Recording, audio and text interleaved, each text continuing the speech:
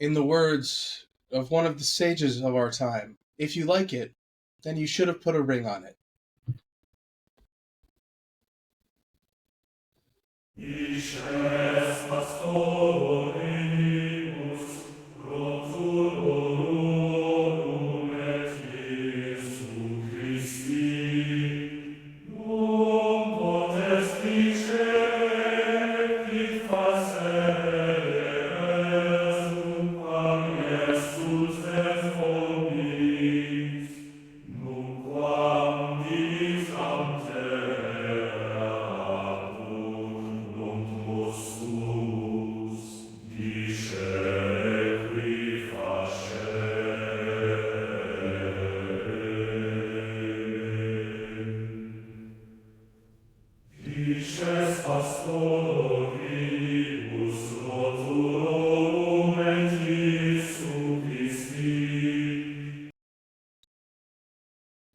I think I'm going to cut down that theme song. It's entirely too long. Okay. I'm cool with that. Welcome to another episode of Man Buns and Jesus, and as Josh cued us in on today, we're talking about marriage, but not just any marriage. We're talking about marriage of clergy. Our marriage is. Yeah, basically, but not really at all. Yeah. So the background to this is that in Luther's day, the Catholic Church has had and maintains to this day its tradition of banning its clergy from being married for all intents and purposes. You can be married and be a priest, but you basically have to be an empty nester, and you have to give up being married even though you're still married. Yeah, there are some weird loopholes. Yeah. But by and large, you can't be married. Yeah. Yeah. So we're going to talk a little bit about where that comes from. Why Luther decided it was probably a good idea to change that. And we're also going to talk a little bit about monastic vows. Because, we thought they made sense together. And honestly, it really is just kind of a...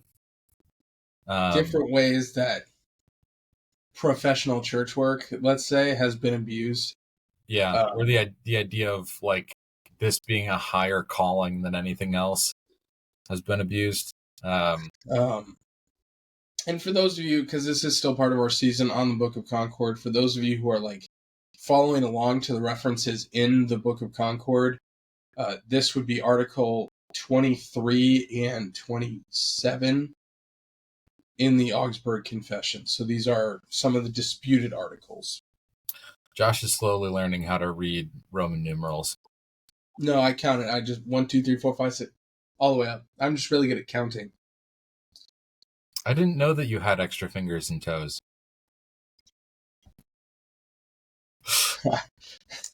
I borrowed some. Don't ask me from who, but I borrowed some. Do I need to check your son to make sure that he's got all of his digits? Don't ask questions you don't want answers to. Oh, man. Anyway, so when a wellness check interrupts this podcast halfway through, you'll know why. I do feel like because it's the internet, I need to clarify that was a joke. We are joking. Yeah. Calm down, internet people. We are joking. But to get into the background of this a little bit, when the Catholic Church first instituted the celibacy piece for priests, it made a lot of sense. The big concern that they were trying to kind of assuage was that in a lot of significant postings, the post would go from father to son, or like if a bishop got to pick the postings under him, he would often elevate his own kids into the like primo positions in order to make sure that they were doing all right. So just, high level nepotism Good old-fashioned nepotism. Yeah, at its finest. And so the Catholic Church got together and thought, how can we stop nepotism at this level?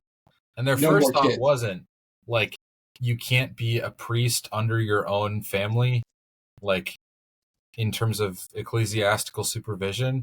The first thought was, well, if they can't have no kids, they can't make them powerful.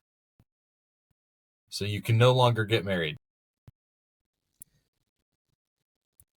Yeah. Yeah. Which kind of seems like you saw there was a smudge on the wall, so you decided to punch a hole in the drywall instead of cleaning off the wall. Yeah. Or I tried to kill a fly with a sledgehammer. Which I imagine would actually be very difficult. I'm kind of wondering what would be more difficult, that or the thing from Karate Kid where they try to get to the fly With the with the chopsticks? chopsticks. I don't know. I guarantee if I tried to do either one of those, I would just give up pretty quickly and go get the Yeah. We've got our retractable fly swatter. That's very fancy. my go-to weapon. The funny part though is my wife had it for all of college, never thought it was useful because she thought it was just like super short. Because she never thought this looks like it might be extendable. To her credit, it doesn't, when it's fully contracted, necessarily look like it's extendable. But I thought it'd be dumb for a fly swatter to be this short. I wonder if it's extendable. Boop. There we go. Anyway. What he's not telling us is it wasn't extendable. Ben just broke it and then added on a handle. I wish. No, like I said, the background concern was around nepotism, and so the original purpose was to curb something that was a true problem in the church. There was this abuse of power that was happening, and it is an effective, practical solution to a problem that was being had. It did create the other problems of priests just being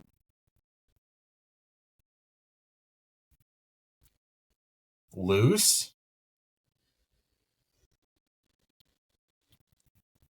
Yeah.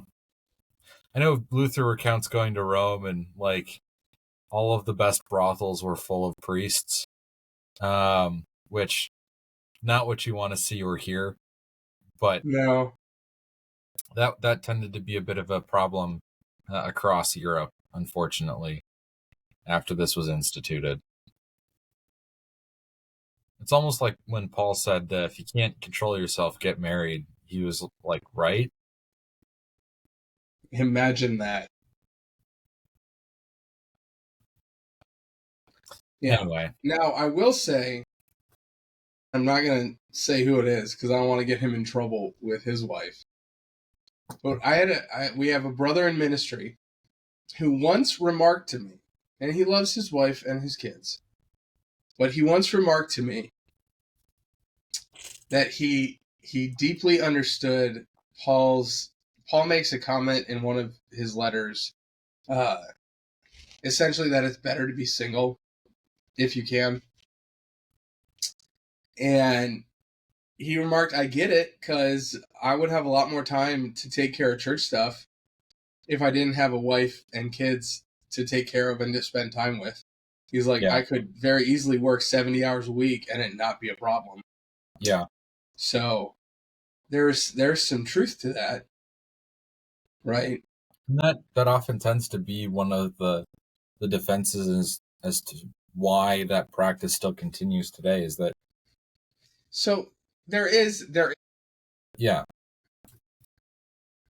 in a perfect world with very disciplined priests, what you could be doing is you could set up a priesthood of the church that is incredibly dedicated and who is just putting in just disgusting amounts of hours to serve the church. But But priests and pastors are broken, sinful people, just like the rest of us. And there are a lot of problems. How do I beat around the bush on this one? There are some problems that are very stereotypically associated with the Catholic Church that may or may not have their roots in this very issue. And I'm just going to drop that there and leave that there because I don't think we need to spend too much time on that one. Yeah. Yeah. Yeah. And then the other side of this that Ben mentioned earlier is the monastic vows.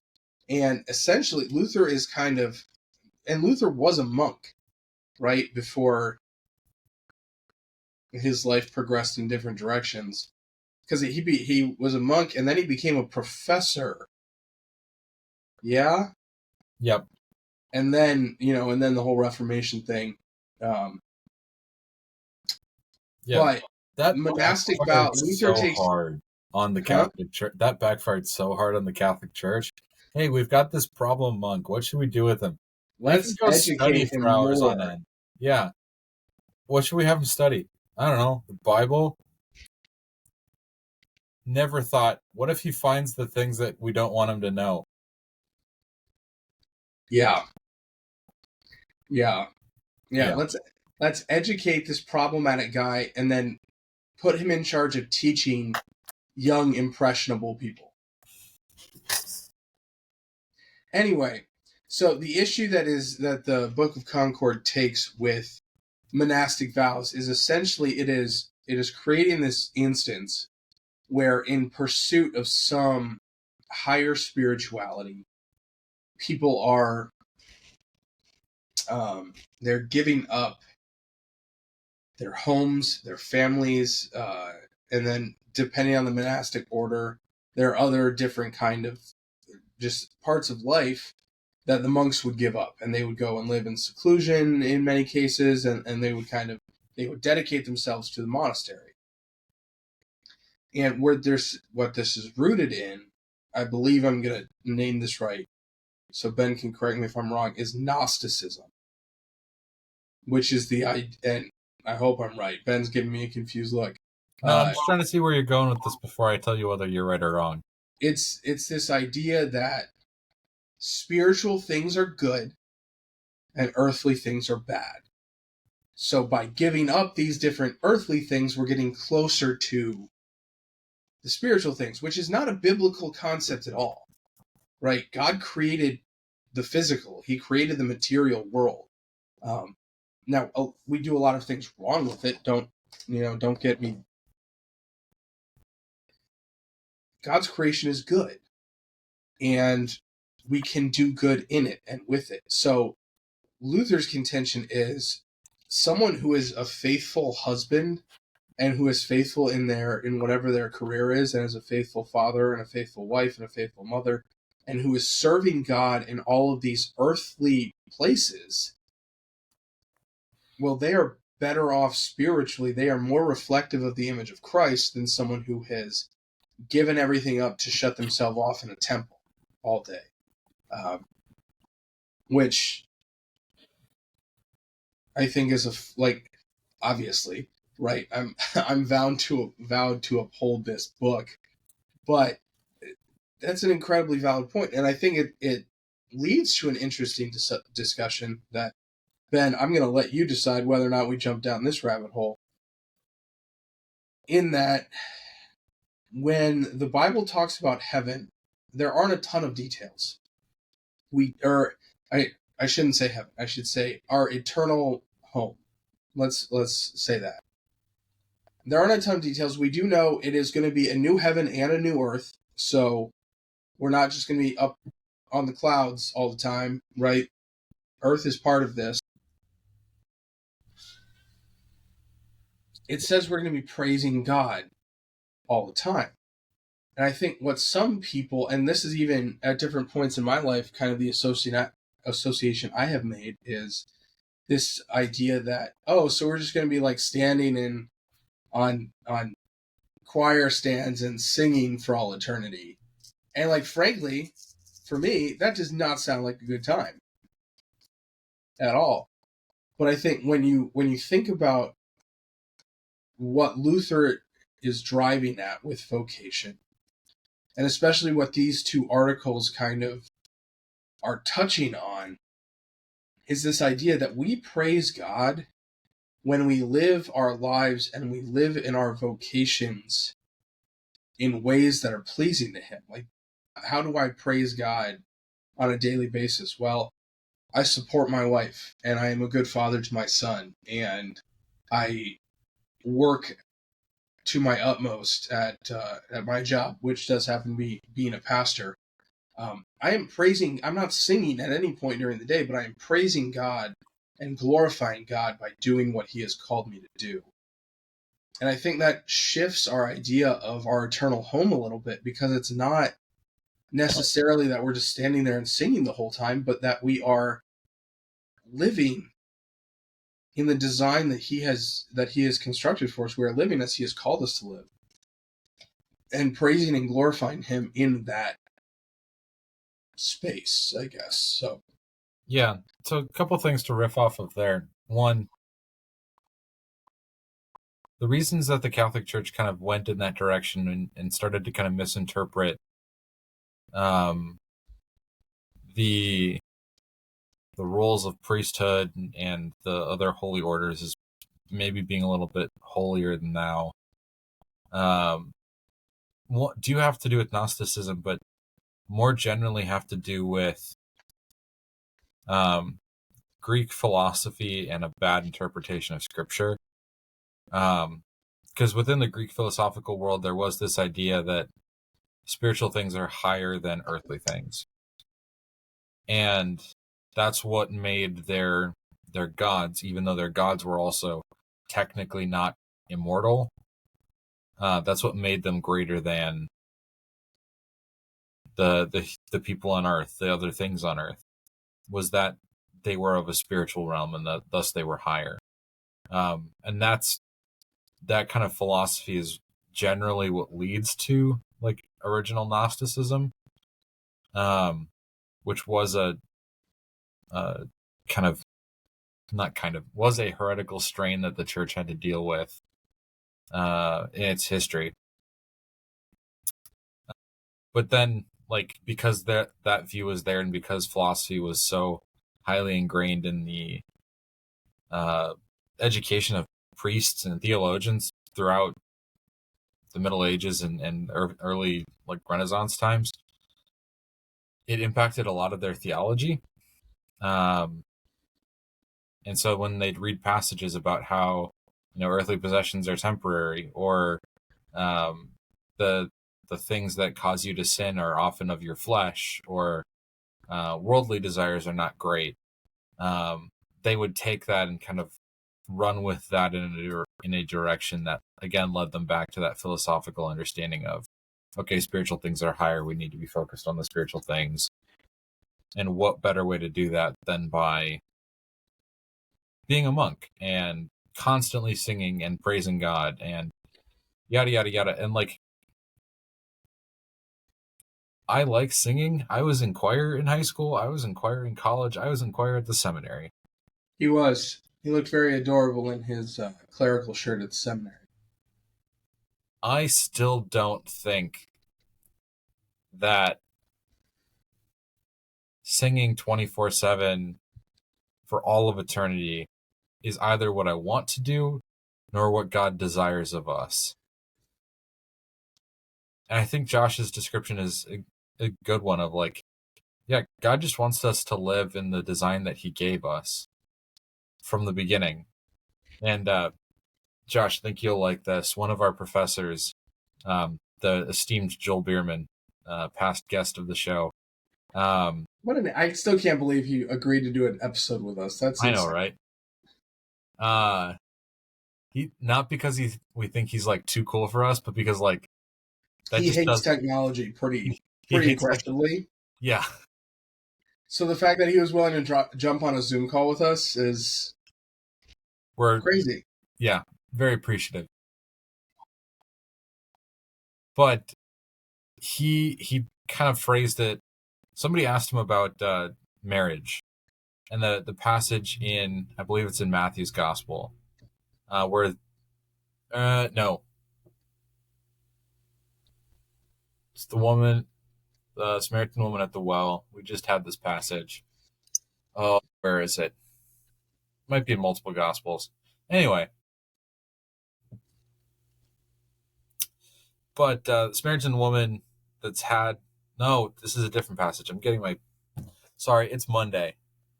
I'm blaming Monday brain.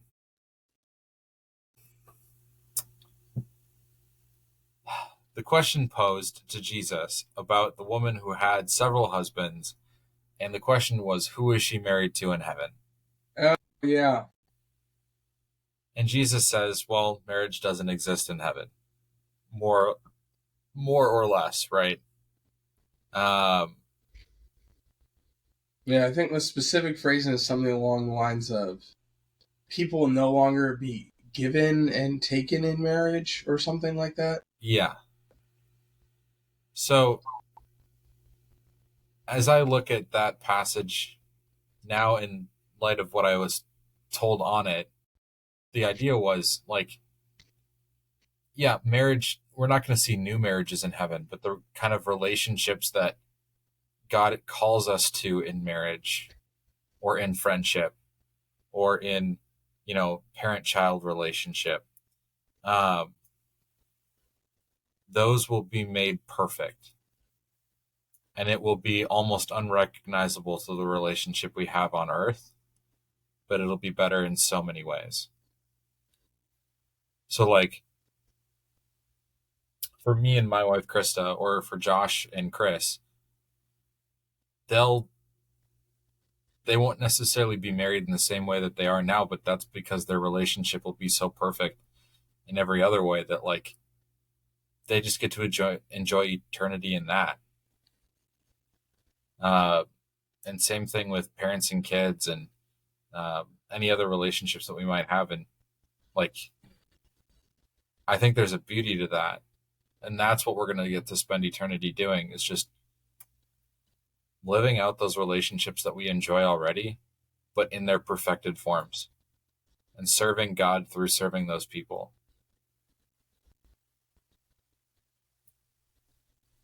Yeah. And where that, like, obviously we've applied this to, call it just professional church work, right? For us as pastors, for the priesthood, whatever. But I think this very obviously has applications to all Christians, to all of you who are listening to this podcast, because there is, and I've seen it before, there is a temptation sometimes to try and escape or avoid dealing with other vocations by diving into spirituality.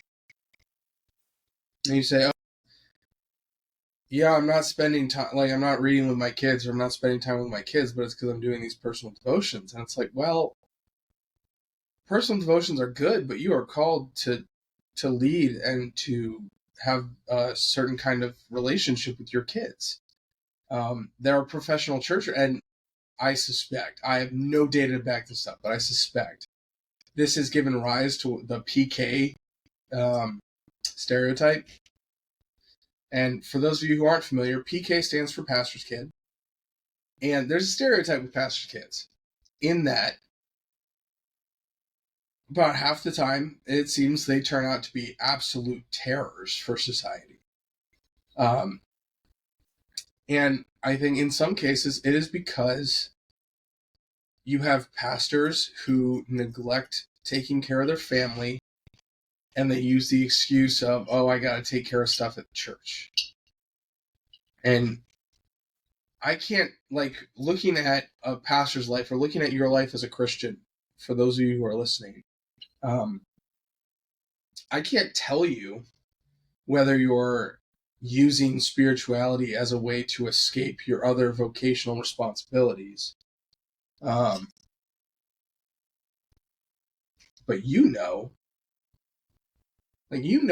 whether you're really doing your best at all these things, or whether you're trying to just put a good looking veneer on not living up to who God has called you to be. And we're called into different vocations.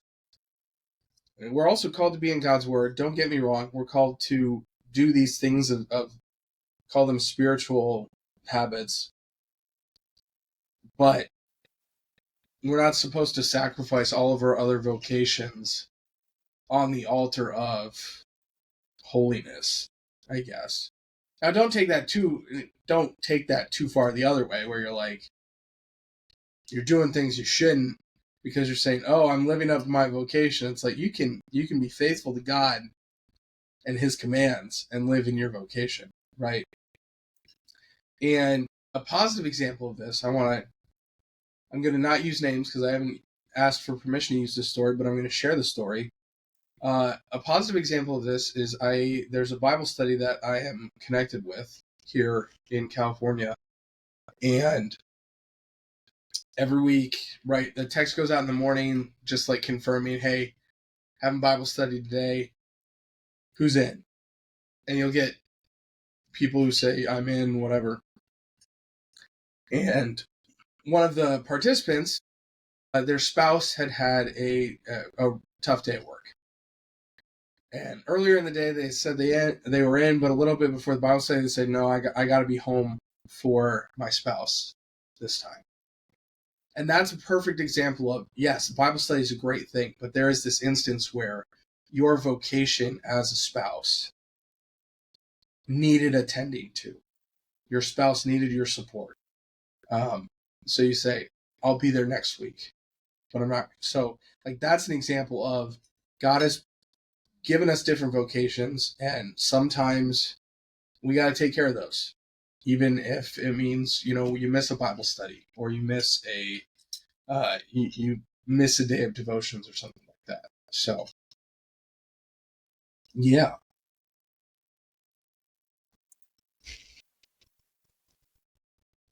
I was trying to find a quote that I know I've read somewhere, but it kind of circled back to the idea of how vocation is important. And the idea is that, like, as long as you are doing something that is faithful and serving God by serving your neighbor, or maybe by directly serving God, you're doing what's right. And there's no higher or lower thing. And the example that Luther used was something about all of the acts of the Pope being on par with a maid cleaning a chamber pot. Basically, put in modern terms, if you do a good job of keeping up your bathroom, and especially the toilet, you're being as faithful as the Pope. I feel personally attacked. Don't worry, you're not alone. There's some self damage there too. Oof. Yeah. Anyway, so, like, know that the things that God is calling you to are good. They are holy. They are things that you are supposed to be doing, and you don't need to, like, pursue something greater in order to feel like you're more in God's love. And I'll throw a book recommendation out there. Seculosity by David Zoll. Oh, that's a good one. Have you We've actually read plugged that one before? Yeah. The last chapter, The Seculosity of Jesus Land? Do you remember that chapter? I haven't read his book. I went to a presentation where he summarized it. Okay. Did he talk about the seculosity of Jesus Land? I don't think so. Okay. So it's the last chapter in his book. And the whole point of seculosity is that within the world, we find some really creative ways to break the first commandment, to put other things above God and make them into a religion. And we do that by, patterning our lives around certain things or elevating certain things above where they really should be. And so the point of this last chapter was to say, in a lot of ways, we put church professions or church work callings above where they ought to be. And so people are encouraged to go on mission trips or become pastors or youth workers or worship directors or whatever the case may be, even if they're not necessarily skilled to do that, because we think that that's a greater calling. And that's just not how that works. And that's how we end up with, like, do you remember the story of the guy who tried to go to that secluded set of islands in the Indian Ocean a few years back? It's one of those uncontacted and unreached tribes. Does this ring any bells? I don't think so. So this is like, did they like kill him as soon as he landed? oh yeah. Oh, okay, then yeah, I have heard that story. Yeah, within seconds. Didn't his like wife and family like then go in later and were actually pretty successful with the tribe? Nope, that's a different one. Okay. That's the one that came to mind for me. I was like, oh, well, No, I thought that was older than a couple years, but okay. This is one where it was like, I think it's off the coast of Papua New Guinea, but I could be wrong about that. Whatever country it's a part of, they ban people from visiting it because they're concerned about the spread of disease through that population if somebody actually were to make contact with them. Because these people have just literally had no contact with the outside world, and their immune systems are not built up to handle most modern disease. This guy went anyway, so he was already breaking the law to do it, which, understand the passion to do so, but was told by, fishermen as he's getting ready to go, look, they won't talk to you. This is you're just condemning yourself to death.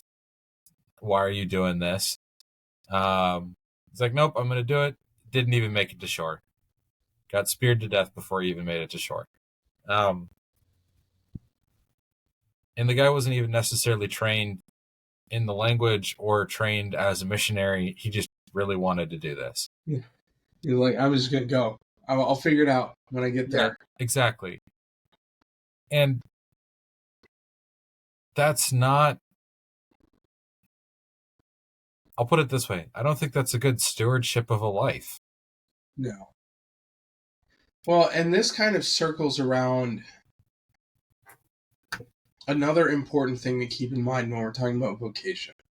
Because, and here is an extreme that I'm concerned about, because I've had people talk to me about it in my congregation.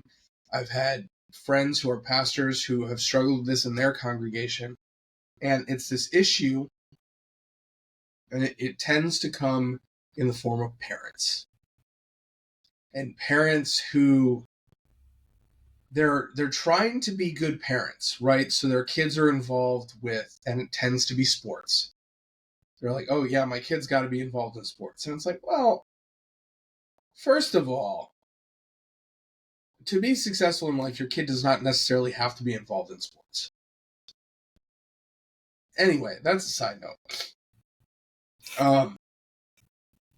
But in trying, and then their kid misses confirmation classes, or their kid misses church a lot because of these sports. And it's like, well, I'm doing what you're saying, right? I'm trying to live my vocation as a parent. And maybe I'm skipping out on these spiritual disciplines to be a good parent. It's like, well, hold on. Because who is defining what it means to be a good parent? Are you letting God, are you letting the Bible define what it means to be a good parent? Or are you letting the society around you make that definition? In like in the instance that Ben shared, right? God would say, you reach people you're connected to, and you reach people that you have the ability to speak the gospel to. That does not include some random tribe on an island that you have never been to and whose language you do not speak. And in the closer to home instance, it's like the single most important job you have as a parent is to bring up your child in the faith and with an appreciation and a reverence for the things of God. And every time you skip on the spiritual stuff for the secular stuff, you are sending a short little message that says what is more important. Okay, so when we're living in our vocation, whether it is in a professional church work or as parents or as spouses, we are called to live in that vocation,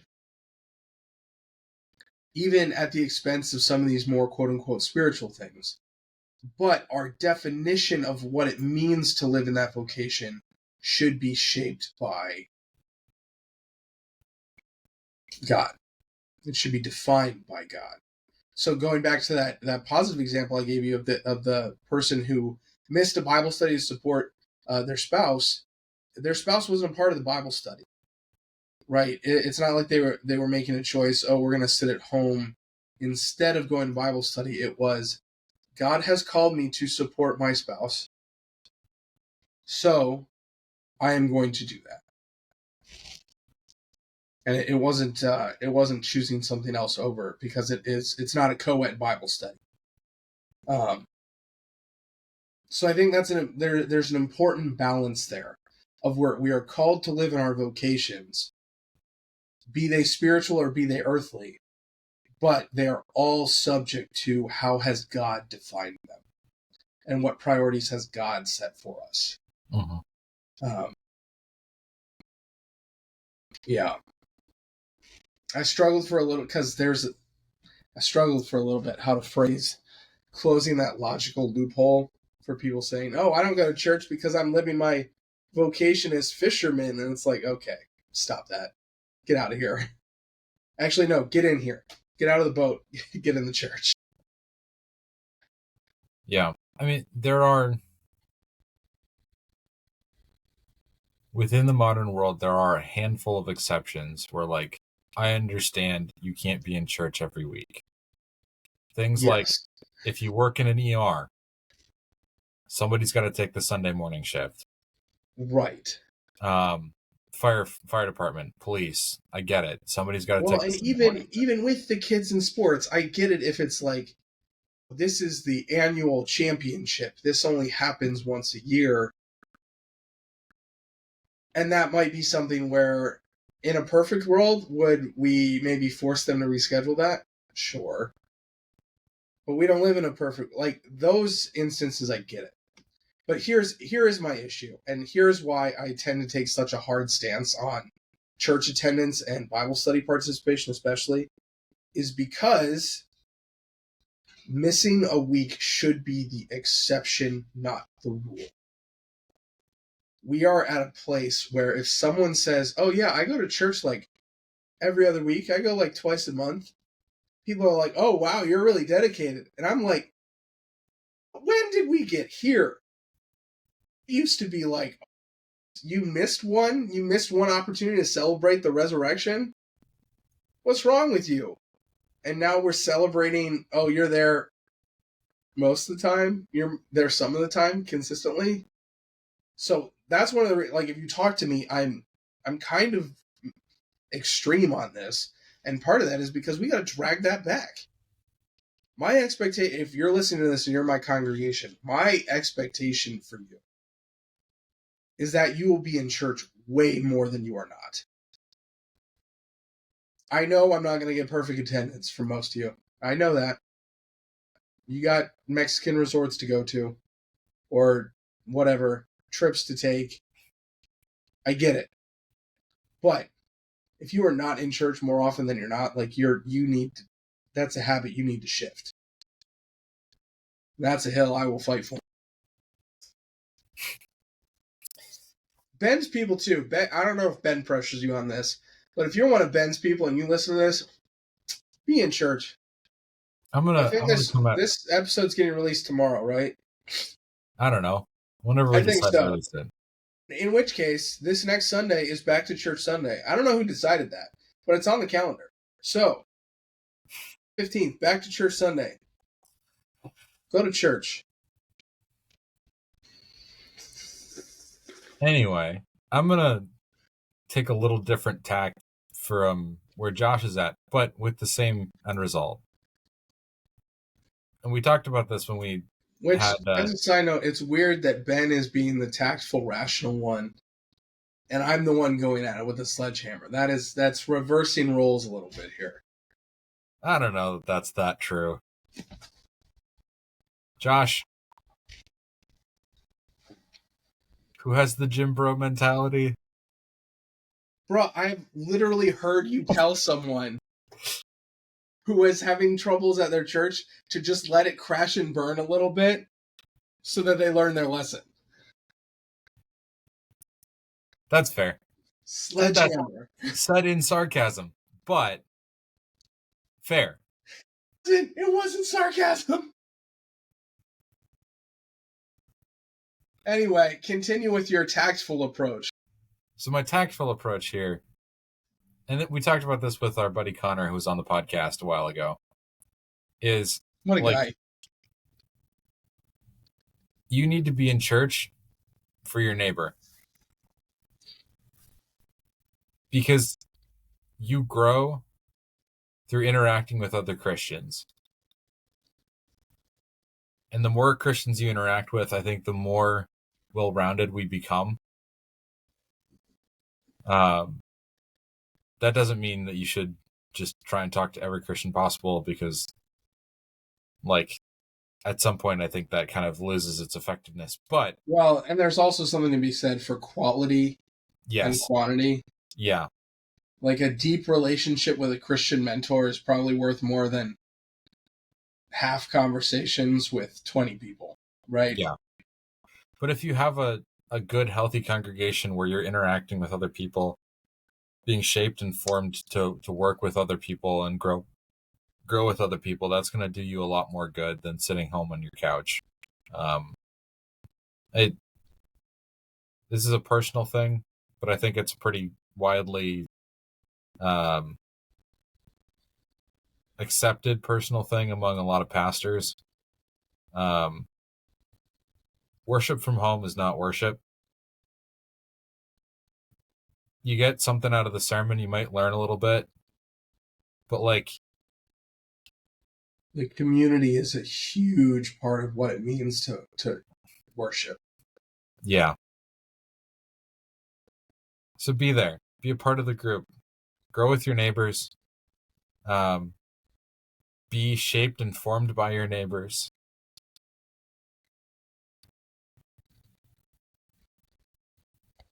Yeah. Make that a priority. Yeah. Are we ready for takeaways, Ben? I think so. All right. My takeaway: live as God has called you to live in all the different areas of your life. I think my takeaway is, as you're discerning where God is calling you, if you have like a hierarchy of coolness that's at all related to how people view you in each, like, in different parts of your life, you need to seriously check yourself before you jump into something, because you're probably going to start barking up the wrong tree. A hierarchy of coolness. That's a phrase I didn't think I would hear today. In any case, brothers and sisters, this has been episode something of season 6 of Man Buns and Jesus. Go in peace. Serve the Lord. Thanks be to God.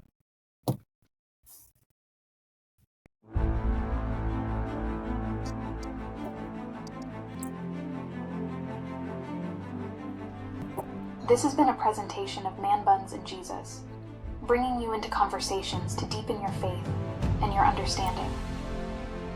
If you have any comments or questions, feel free to reach out in the comments on Spotify or YouTube, or message us on our Facebook page.